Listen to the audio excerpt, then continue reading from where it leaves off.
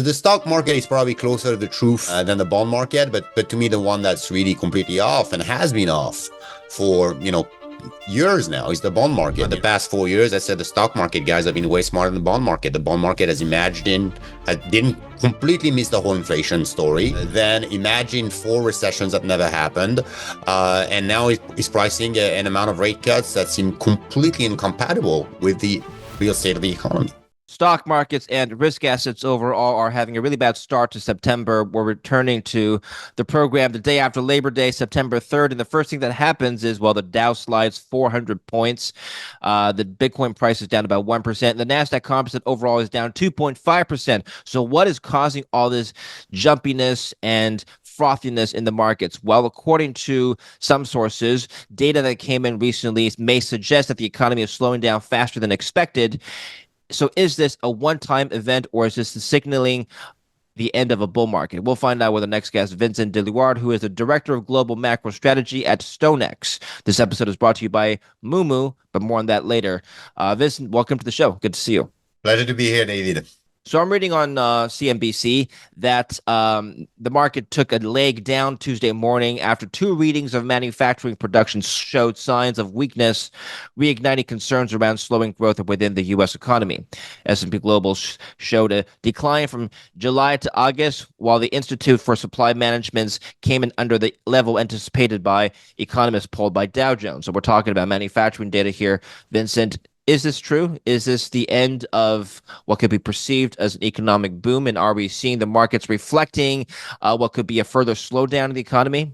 I mean, if it keeps going, maybe we can look into the macro, but I'd be inclined to look at kind of a technical event here. I mean, the market has been on a tear. We've been up, 7 of the past 8 months. The July correction was over barely. You could hit the buy button. We're back at an all-time high. Now we come into September. Now we've all read the same stories that September is seasonally the weakest month for equity markets. And you can see that this is a big week, right? We have the jobs number, then the non-farm payroll on Friday, and I think we really need this to walk this very narrow lane where too hot is bad, because that takes off your hope for a 50 basis point cut. So we don't want to have data that's too hot, but we don't have to have data that's too weak, because then it suggests that maybe we're going to get a recession. So basically the acceptable range for macro data that's going to come out this week is very narrow. And if we overshoot one way or the other, I think there's a chance that indeed the market doesn't take it kindly, and I think that's what we're pricing today. Well, let's talk about today's manufacturing data. The ISM manufacturing index came in at 47.2% for the month. It's up 0.4% points from the July reading, but below the Dow Jones consensus forecast for 47.9. So forget consensus, forget what's too hot or too cold. What are your expectations for growth? I'm in the high growth camp. I mean, I don't pay all that much attention. ISM, PMI stuff. I mean, it's great because, it comes up every week, gives journalists something to talk about. But at the end of the day, you just ask, a couple hundred people across the country, how do you feel today? Most of the time, they'll tell you their answer is going to be based on the stock price. If the stock is up, they're going to be bullish, and vice versa. So I'm not too worried. And also, industrial activity is not really the engine of the U.S. economy. The engine of the U.S. economy is the U.S. consumer, and by and large, the U.S. consumer is fine. The indicator that I spend the most time looking at are tax collections, because I legitimately do not understand why. Just a handful of guys on Twitter that are talking about this, the tax collection. Everybody pays taxes. No one likes to pay taxes. Taxes are hard cash flow payment. And in the US, we can monitor it on a daily basis with the daily treasury statement. You can see every day how the treasury general account moves back and forth, what money comes in, what money comes out. And what we've seen so far this year is that overall income tax collection are up by 9%. So, surely there might be parts of the economy that are not great. Yes, manufacturing comes to mind. But I've never seen a recession start when you see 9% growth in income tax collection. I mean, that still suggests we are. And again, eventually the GDP data gets you there. We keep getting these fears every 3 months. Oh, it's going to be a recession. The Fed needs to cut. And what did we just get last week? revised GDP growth higher, 3% real. For 4 quarters in a row at 3% GDP growth real. You add inflation of 4% on top of that. I mean, we're growing at 7% nominal.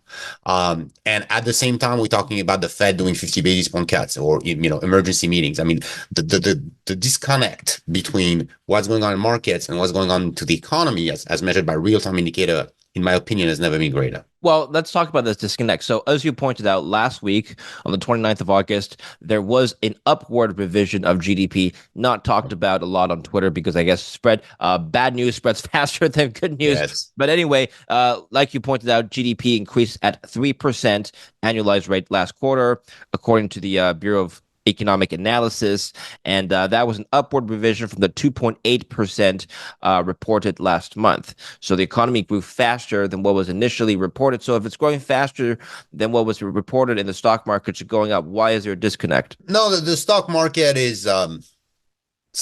goes up. I mean, other than today, the stock market's been going up, Yeah, the exactly. past 8 months, right? So Yeah. I think the stock market, I don't know if it's the growth train because you don't really see the growth trade in stock market, right? You don't see it in the industrial, the materials. You don't really see the sector or the value. If you had this kind of growth trade on, you'd expect value to do better than growth. You'd expect to see industrial materials leading.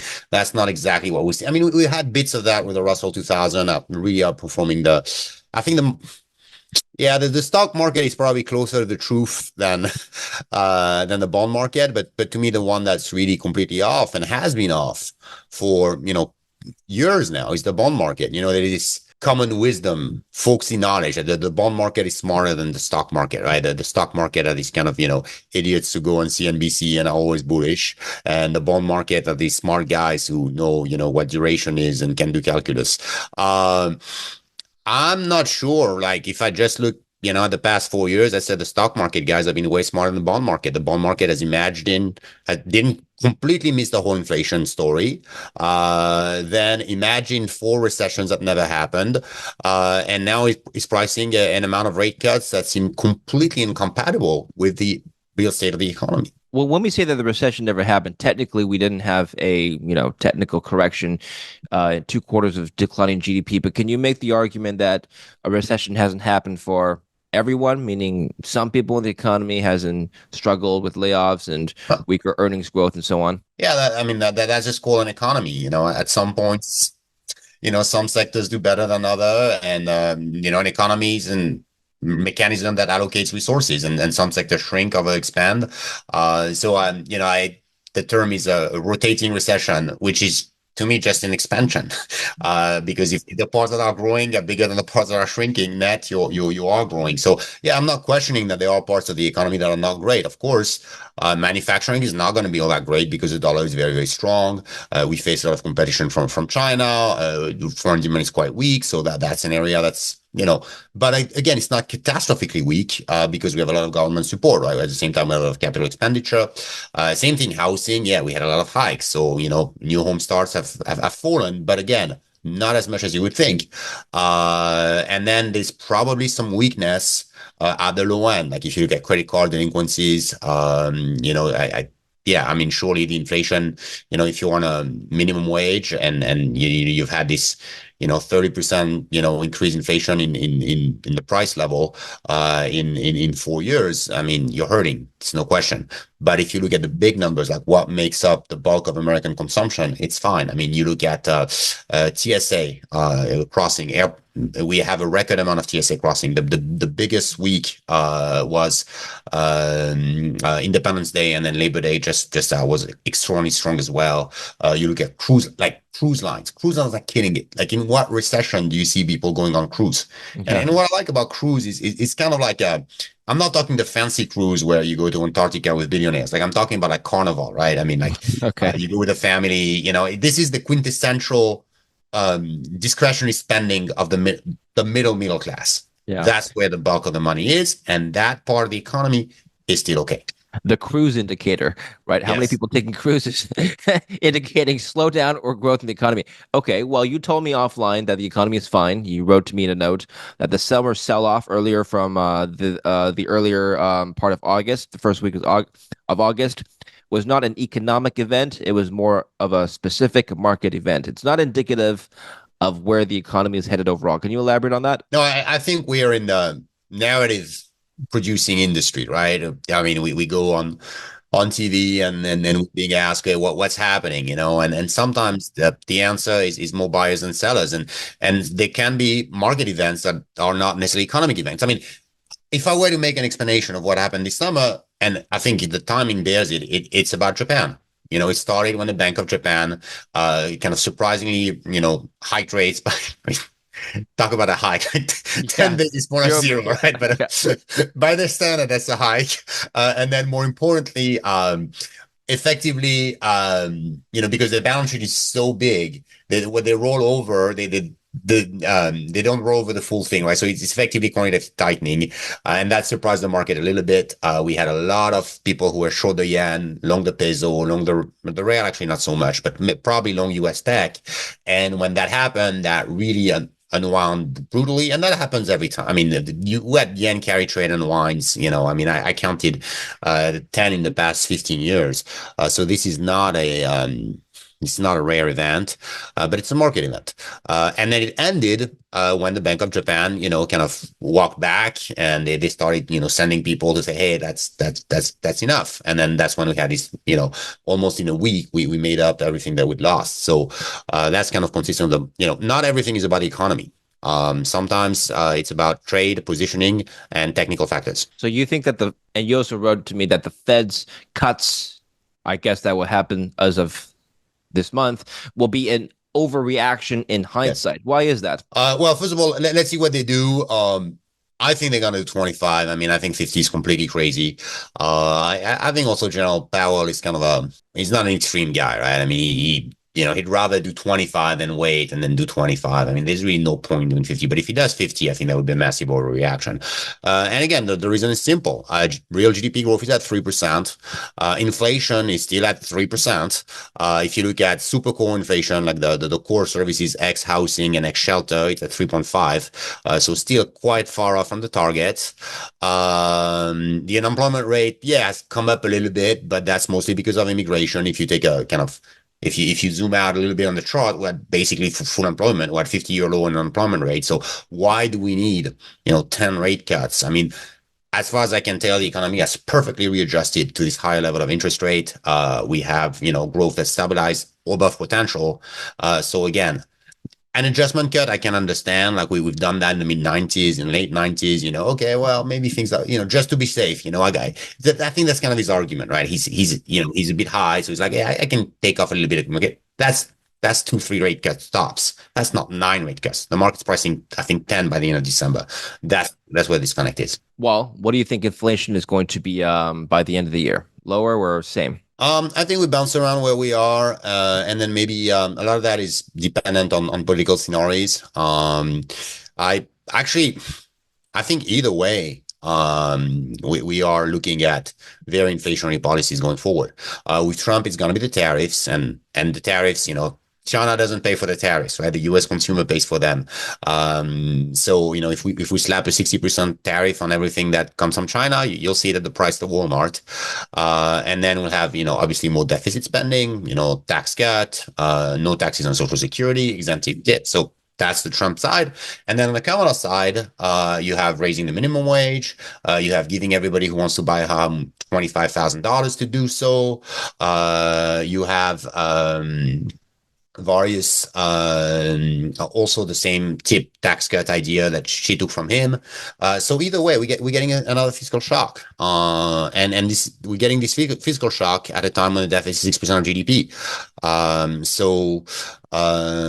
It could very well be that inflation reaccelerates, and that's where the Fed doesn't have that much time. That the Fed does one or two cuts, and then we start to hit this.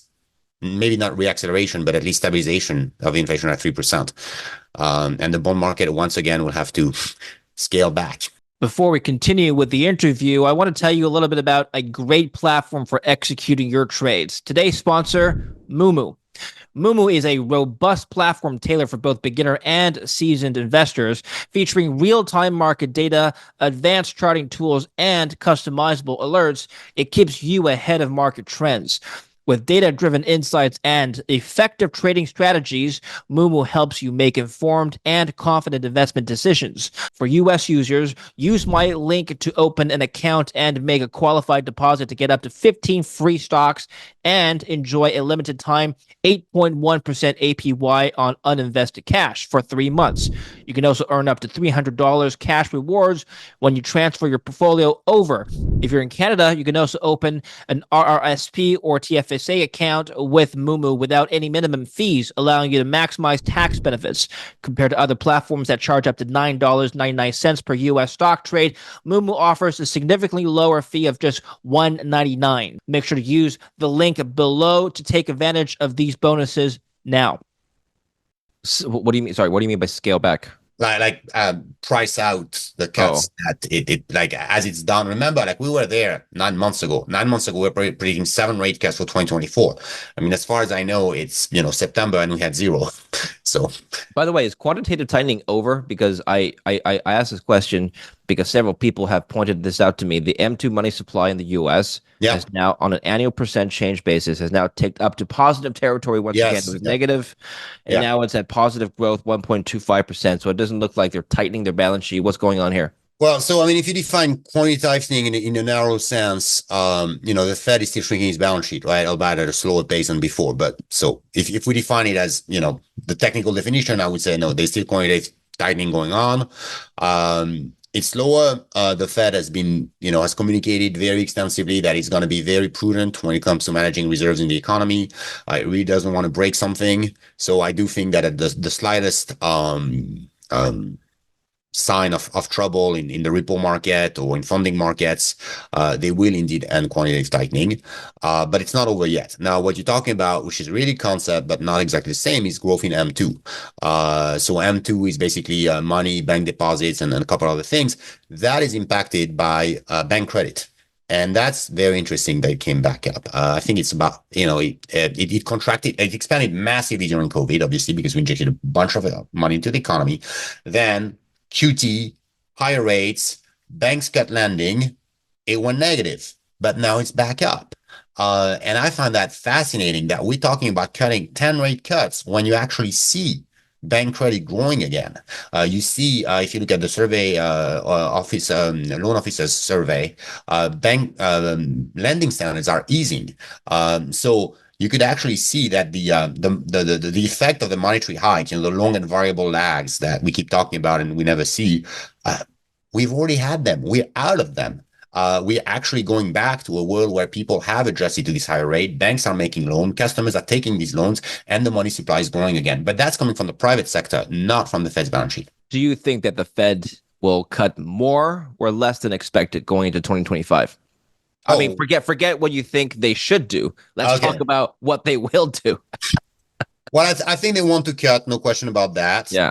So I do think they will cut. I mean, the market expectation is so extreme that I don't think they can meet it. And they're not, you still have that 50 that's being priced for September that I think is absurd. Unless we get a horrible job number on Friday, we're not going to get the 50.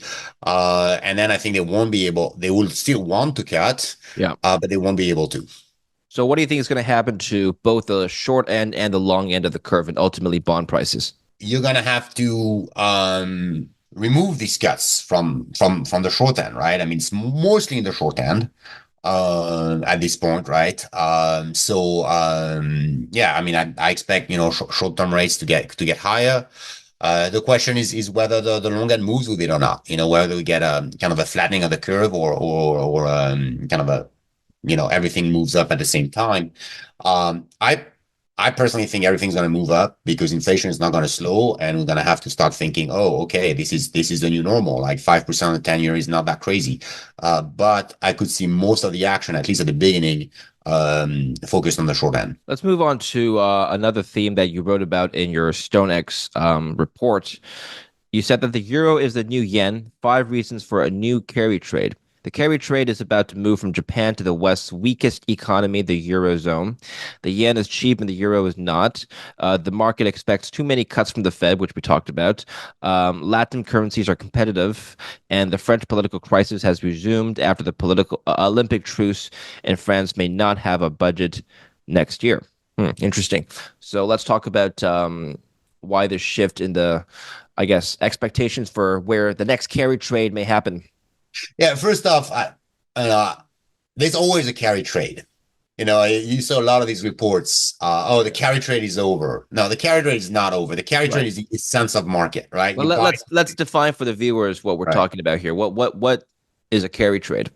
So, I mean, physically, it used to be. I saw my report example of boats of grain going from the Nile Delta to Rome in the Roman times. With that was the carry trade, right? You would carry the grain from Egypt because you could grow it for cheap, and you'd sell it in Rome because you carried. So now we live in a much more financial economy. So instead of carrying grain, we carry currencies. And where currency is cheap to borrow? Well, it used to be Japan, right? Japan had negative interest rate longer than everybody else. And where could you sell that currency profitably? It was LATAM or the NASDAQ, right? These were like high flying things that would give you a very high return. I mean, LATAM, you had Selic was at 13%. You still have double digit rate in Mexico. So you borrow at negative in Japan, you invest in Mexico, Brazil, or you buy some Nvidia stock, and you use some leverage, and you can become very, very rich. I mean, that's what Mayatoshi at SoftBank has done for a long time, and he's one of the richest men on earth. So that was a carry trade. Now, obviously, I think this carry trade is jeopardized because the Bank of Japan doesn't like it. The yen is too weak, inflation in Japan is too high. So you're really at this point, picking the probable dime in front of the steamroller. Now, it's not going to go over. People still like to leverage and take risks. So the question is, where else? If you can't do it in Japan, where else are you going to do it? And my view is going to be Europe, because it's also a low rate jurisdiction. And I do think it's a much weaker economy in the US, much weaker than Japan. I mean, basically, we had full employment everywhere in the world except for Europe. And the news is not good. Like I was just reading the news today, Germany, Volkswagen shut down the first plant. Like this is a big taboo in Germany. You don't shut down the plants in Germany. Like Volkswagen, you go to Wolfsburg or like some of these small German town. Volkswagen is kind of the almost a paternalistic way. Like they pay for the football team. They own the brewery. I mean, they never cut jobs. Like if you see Volkswagen cutting job, that tells you that, yeah, we do have a problem in Europe. I mean, because of higher energy costs, because of regulation, because of Chinese competition, because of government austerity. I mean, European economies are truly broken. And we do need lower rates. Like if I were to, pick a jurisdiction where rates are going to go lower, it's Europe. Another thing that's happening in Europe is there is no constituency for higher rates. Typically, the way monetary policy is set in Europe, you got your southern countries, highly indebted, Spain, Italy, Portugal always want rate cuts, right? Because they have a lot of debt and they don't grow very fast, usually. And then you got your on the north, you got the hawks, like, no, no, Bundesbank, like, we need strong currencies. That constituent of the ECB has died. Germany needs lower rates. Now, the parts that are doing well are actually Spain, Portugal, and Italy, but they still want rate cuts, right? Because they still have a lot of debt to roll over. They still like cheap currency. So you don't have a high euro strong rate constituency in Europe. You only have people who want lower rates. Let's come back to that in just a minute. In your report, you highlighted the discrepancies between unemployment rates between the Eurozone countries and the Right. US. Germany, for example, is a lot higher. Germany did not just trigger the Somme rule, it smashed through it. Importantly, though, earlier in the paragraph, you wrote that the US was able to accommodate at least Yep. 6 million immigrants in the past 2 years and still maintain its Right. unemployment rate around 4%. On the other hand, Germany's unemployment rate has risen by 1.1 percentage points to 6%. Are you implying, Vincent, that Germany's high unemployment rate was a result of immigration? And if that's the case, can the argument be made that the labor market there is actually all right? It's just an influx of new people into the labor force that has boosted the unemployment rate. It's not people losing jobs everywhere. In the US, yes. In the US, it's an immigration phenomenon. Okay. We've had, if you look at the data on the Southwest border crossing, it's about 300,000 a month. It's been going on for more than 12 months now. So, and these are the ones that we cash, whatever. So in the US, yes, that's why I completely dismissed this SAM rule indicator. And I mean, Claudia Sam, actually, she's going to do something we're going to have her on a panel for our firm. She would tell you the same thing. Like her rule has been made for an economy that where the labor force is more or less constant. Like if you have this massive, in and out flows, that changes everything. So in the US, yes, I think the rise of the unemployment rate has mostly to do about immigration, which is a positive. It's a positive shock. Like we had a very tight labor market. We had high wage inflation. We couldn't find, so it's positive for the economy, this immigration. And by the way, I ran the SAM rule in Australia. Um, and it doesn't work. Why doesn't it work? Because in Australia, the labor force keeps moving based on immigration, right? So you have times when the unemployment rate goes up because they take in more migrants, and then the economy digests these migrants. These migrants start buying homes, they start making households, and then you have positive growth.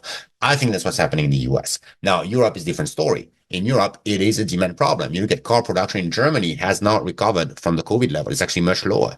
The German cars are being displaced by Chinese imports.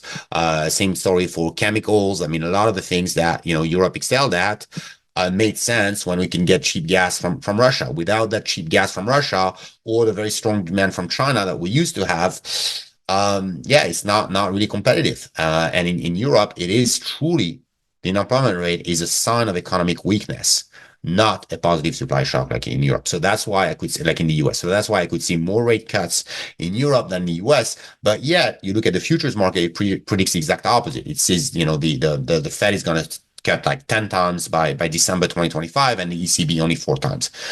So the pricing is upside down. So I could see upside surprise for rates in the US, downside surprise for rates in Europe, and that would support a much weaker euro. And that would make that carry trade very profitable because you would get the carry that would, especially when you compare to LATAM, it's very high, right? LATAM is at 10%. Eurozone, we're probably going to go back to, maybe 1.5% rates in Europe. And then on top of that, you have a currency that's structurally depreciating. So you get both sales of the carry trade pushing you forward. You also highlighted the differences in the bankruptcy filings between Yeah. Europe and the US. So here you have a chart showing France and France and the US, for example. Now, I've read, actually, Vincent, before we talk about France, I've read in the US that the bankruptcy filings, Chapter 11 filings for large corporations have reached the highest in over a decade, right? So is this a troubling sign, or is this just normalization? Yeah, I would say it's normalization. Well, I mean, if it's troubling, then you have to find another adjective for what's going on in Europe, because in the US, it's basically went down a lot during COVID and now it's kind of normalizing. Uh, in France, it's just through the roof. So, if you're worried about the US, you should be horrified at what's happening in Europe in Well, terms of. maybe in 1 or 2 sentences or less, maybe describe to our English-speaking audience why the European economy is suffering so much currently, right now. We talked about Germany, French Right. bankruptcies running through the roof. I mean, that can't be because of immigration. That must be something else. The optimist in me thinks a lot of hopes that some of it is because of COVID, where, obviously we propelled a lot of the, quoi qu'il en coûte in French, whatever the cost be.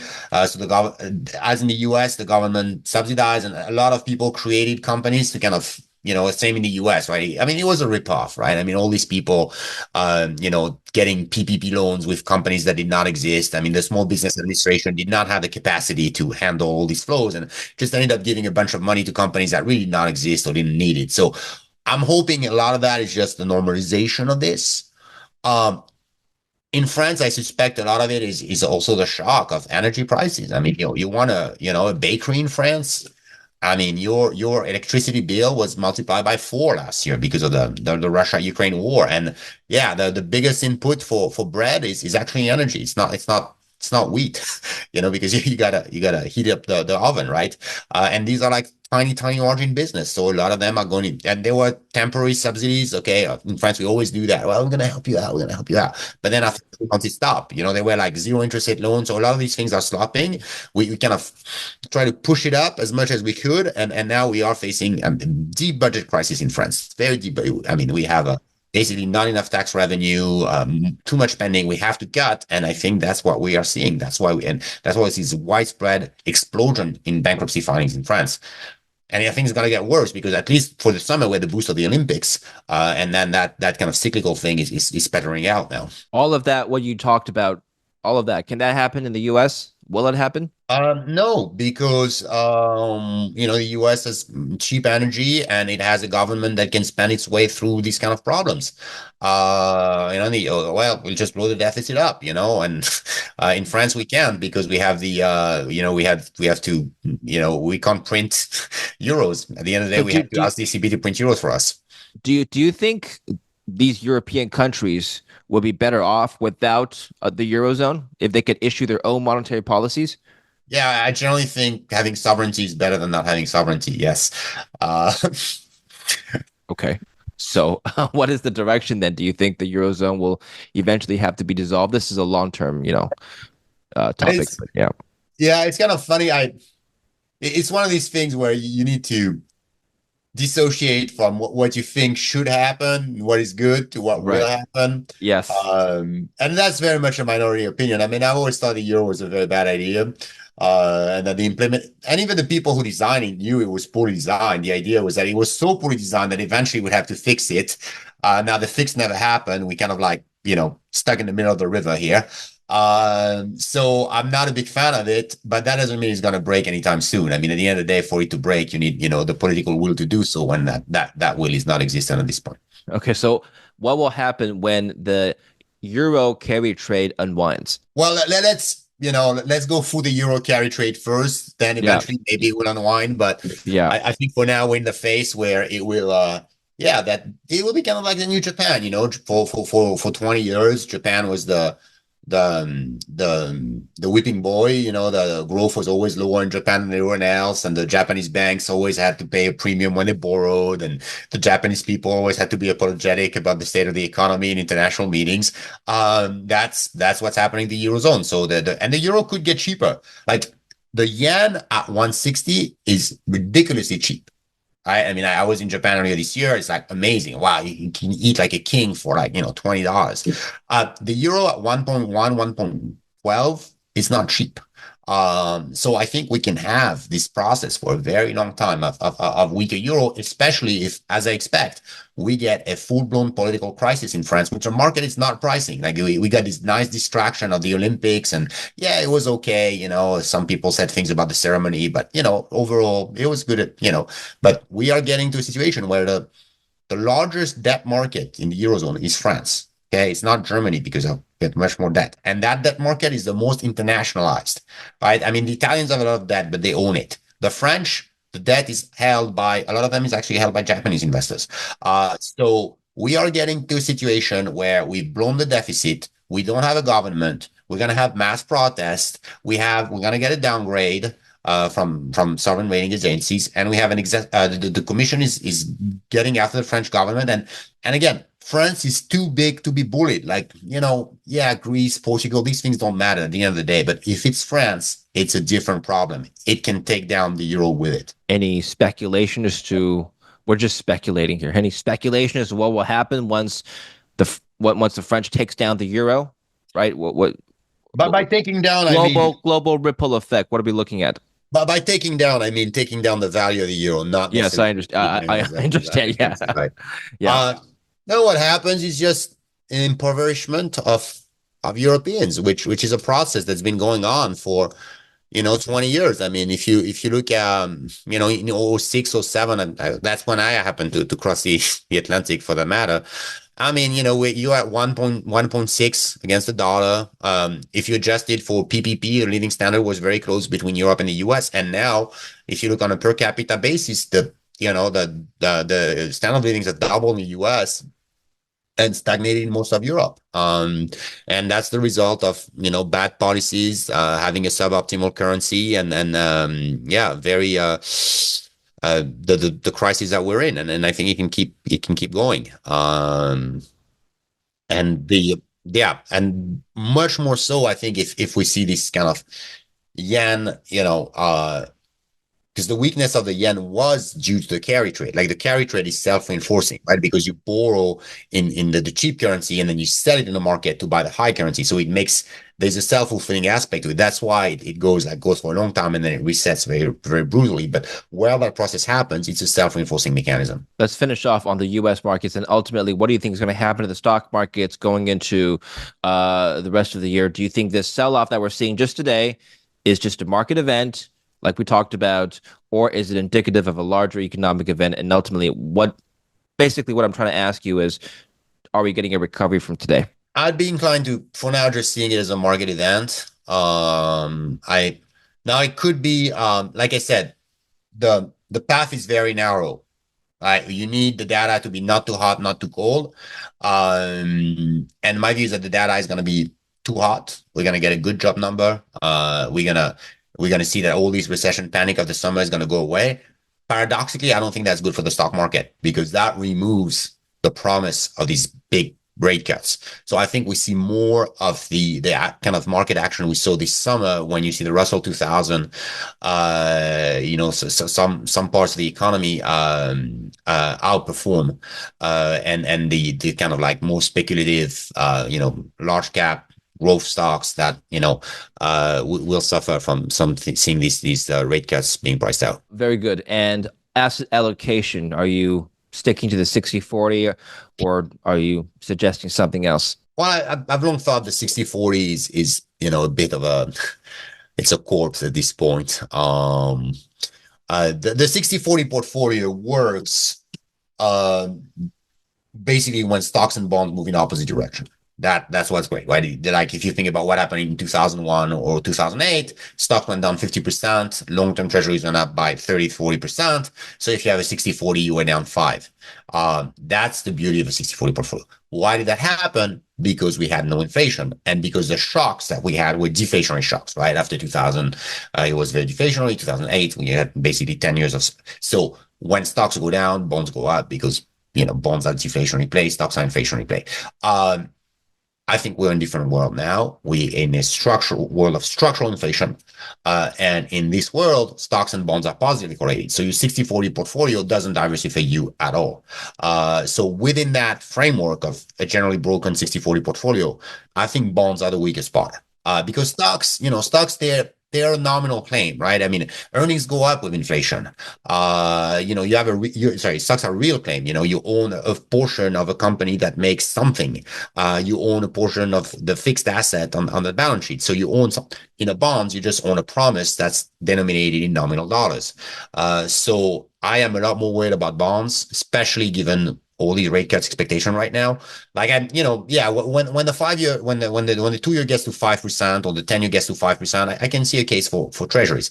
We're very far from this now. So I think you should worry about the bonds.